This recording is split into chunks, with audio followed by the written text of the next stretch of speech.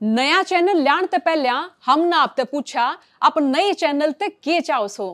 आपने बताया आप चाहो सो सत्ता ते सीधे तीखे सवाल हो। तो देखो तक 360 गली से ग्लोब तक। कांग्रेस ये सारे विरोध करते, सबके साइंड लेटर है कि हरियाणा नहीं बनना चाहिए। राव वीरेंद्र सिंह भी, भगवत दयाल थोड़ा सा कुछ ज़्यादा ही वल्गर बोलने लग गए थे, कुछ एक समाज के खिलाफ खास करके कि मैं इनके डोंगे टंगवा दूंगा ये वो। तो उस बात से वहाँ बैठे बैठे मस्त संडे पे थे, कहता है भाई आओ देवीलाल जी। उसी बात से चौधरी साहब को ये हुआ कि मैं बनाने वाला, अब ये खड़ा भी नहीं हुआ। इसी बात पे चौधरी साहब ने फिर सरकार गिरा दी। हरियाणा बनने की कहानी फिर कैसे शुरू होती है सर? ये संत फतेह सिंह पंजाब के जे लड़ रहे थे कि पंजाबी सूबा बने। कई बार मूवमेंट ये मास्टर तारा सिंह भी करते रहे, पर संत फतेह सिंह ने फास्ट कर दिया था तो बड़ा। फिर एक दिन चौधरी लाल में कहने लगे संत जी ऐसे नहीं बनेगा पंजाब, हम ज्वाइंटली लड़ाई, हम हरियाणा की करें आप पंजाब की करो तो ठीक है। दोनों में एक समझौता हुआ, दोनों ने आंदोलन शुरू करा। चौधरी देवीलाल जो हरियाणा की जो कोऑर्डिनेशन कमेटी थी, जो हरियाणा बनाने के लिए जो संघर्ष समिति बनी थी, उसके चेयरमैन थे। उधर संत फतेह सिंह थे। तब जाके हरियाणा, ये तो जितने हैं आज कांग्रेसी ये सारे विरोध करते, सबके साइंड लेटर है कि हरियाणा नहीं बनना चाहिए। तो चौधरी देवीलाल के करके रूस हो के चौधरी देवीलाल ने अनाउंस करा था कि मैं, लोग ये समझते हैं कि मैं चीफ मिनिस्टर बनूंगा, तो मैं चीफ मिनिस्टर नहीं बनूंगा, मैं अगला चुनाव ही नहीं लड़ूंगा। 66 में पंजाब हरियाणा अलग हुए, 67 का पहला चुनाव था। तो 67 के चुनाव में उन्होंने प्रताप सिंह जी को चुनाव लड़ाया, खुद नहीं लड़े कि मैं चीफ मिनिस्टर का कैंडिडेट ना बनूँ। और 66 में जब दोनों अलग हुए तो उस वक़्त एमएलए जो थे उसमें रणबीर सिंह और भगवत दयाल जी में इलेक्शन हुआ प्रेसिडेंट का। तो रणबीर सिंह हार के थे, भगवत दयाल जीत गए थे और वो विधानसभा में भी मुख्यमंत्री वही बने।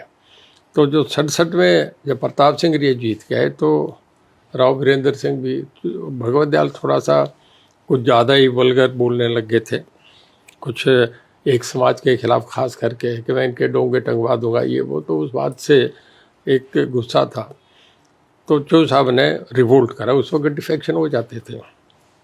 चौधरी साहब के साथ 12 एमएलए ने तब स्पीकर के इलेक्शन पे, स्पीकर के चुनाव में हरा दिया था। जब ऑफिशियली कैंडिडेट हार गया तो रिजाइन करना पड़ा भगवत दयाल जी को।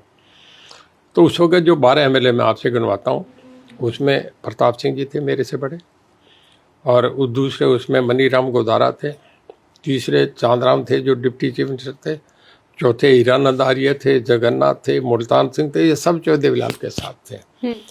अकेले 9 एमएलए चौधरी देवीलाल के साथ थे। 2 एमएलए आपका राव वीरेंद्र सिंह और राजकुमारी सुमित्रा देवी, वो 2 राव वीरेंद्र सिंह के आदमी थे जो नाराज थे। चौधरी साहब की, राव साहब की दोस्ती थी। तो 12 एमएलए से फिर विधानसभा में स्पीकर का चुनाव हार गया था। राव वीरेंद्र सिंह वापस जाने लगे कि मैं चला जाऊंगा, मैं चीफ मिनिस्टर बनूंगा। हालांकि चौधरी देवीलाल ने तय बनना था। चौधरी देवीलाल ने तब भी सेक्रीफाइस की कि मैं चीफ मिनिस्टर नहीं बनूंगा, राव साहब को बना दो, मुझे भगवत दयाल की सरकार गिराने से मतलब है। तो राव वीरेंद्र सिंह फिर एक रिवाड़ी में सभा हो रही थी, जहाँ भी चौधरी देवीलाल जाते थे तो वो कहते थे, खड़े होते, क्योंकि सारा कुछ ही चौधरी देवीलाल की वजह से बना हुआ था। वहाँ बैठे बैठे मस्त संडे पे थे, कहता है भाई आओ देवीलाल जी। उसी बात से चौधरी साहब को ये हुआ कि मैं बनाने वाला, अब ये खड़ा भी नहीं हुआ। इसी बात पे चौधरी साहब ने फिर सरकार गिरा दी। तो उस वक़्त Chandram deputy chief minister, Maniram Godara, Jagannath, Hiranand Arya, ये सब मिनिस्टर होते थे। और पहले deputy CM sir Chandram ji बने थे। थे। तो चौधरी साहब के साथ थे, वो रिजाइन कर गए, उनकी सरकार गिर गई। तब आयाराम गयाराम था, तब एक गयालाल एमएलए थे, एक हीरानंद आर्य, ये पहले चौधरी साहब के साथ फिर चले गए सीएम के हाउस में। फिर सीएम हाउस से 1 घंटे बाद फिर चौधरी देवीलाल के साथ। तो मीडिया ने कहा आयाराम गयाराम, वो आयाराम गयाराम, आयाराम और गयाराम। तो ये तब शुरू हुआ था, ये 67 में पहली बार हुआ। उसके बाद 68 में चुनाव हुआ, वो भंग हो गई थी। तो उसमें फिर चौधरी साहब ने लड़े, ओम प्रकाश जी को टिकट दे दिया था, वो चुनाव हार गए थे, कांग्रेस से लड़े थे। फिर बाई इलेक्शन हुआ, पिटीशन फाइल कर, तो 1970 में फिर बाई इलेक्शन हुआ जिसमें ओम प्रकाश जी एमएलए बन के गए थे। तो चौटाला गांव से ही बने थे? नहीं, तब हल्का जो था एलाहाबाद था। एलाहाबाद रानिया मिल के एक हल्का था, यहाँ से एमएलए बने थे। बस उसके बाद तो फिर लंबी इनिंग्स है। फिर चौधरी देवीलाल 77 में चीफ मिनिस्टर बने, 82 में बने, और 82 में बन गए थे मेजोरिटी, गवर्नर ने बुला लिया था। फिर वो एक हिस्ट्री है आपने के तपासे को गला पकड़ के उसे उठा दिया था कि तुझे कितना और चाहिए। तो मेजोरिटी इनके पास थी, भजनलाल को चीफ। फिर 87 में फिर जो देवीलाल ने चीफ करा। तो देवीलाल का 82 में ऐसा सच में हुआ था कि जेडी तपासे थे और देवीलाल जी बड़े गुस्से में गए और उनकी ठुड्डी पकड़ दी थी? ये बात ठीक है, उसे पकड़ के उठा दिया था, छोटे कद का था। अच्छा, उठा दिया था? हाँ, कहने लगे थे ना ऐसे कहते, वो सब एडीसी वगैरह खड़े रहे, 7 एमएलए थे जो उनके साथ, 46 एमएलए थे। तो इन्हें गवर्नर ने बुला रखा था। पहले दिन बजा के भजनलाल को चीफ मिनिस्टर बना दिया। तो उन्होंने जाके कहा कि कैसे करा, जब तुमने मुझे इनवाइट कर रखा है, लेटर मेरे पास है, ये तुमने ऐसे कैसे करा, तुम कॉन्स्टिट्यूशनल हेड हो, ये थोड़ा ये करके उठा दिया था उसको। तो ऐसा खर नहीं हुआ करता, वो एक था इंसिडेंस हुआ। ये फिर कैसे बीच बचाव हुआ सर, कैसे निकले फिर? एमएलए थे, फिर कोई ये थोड़े मतलब एक उसे थोड़ा सा आदमी को अप डाउन करने के लिए कि तुम कुछ इज्जत करो, कॉन्स्टिट्यूशन की इज्जत करनी चाहिए, ये करके उन्होंने करा था। तो महाराष्ट्र के थे, छोटे से कद के थे। हाँ, तो जो साहब का बड़ा संघर्ष का जीवन रहा, उन्होंने कभी ज़िंदगी में परवाह नहीं। वो कई बार लोग कहा करते थे कि भाई चो साहब का क्या है कि वो जन्मजात ही एक फाइटर थे, उन्हें सत्ता में मज़ा नहीं आता, उन्होंने संघर्ष करने में, लड़ने में सदा से मज़ा आया।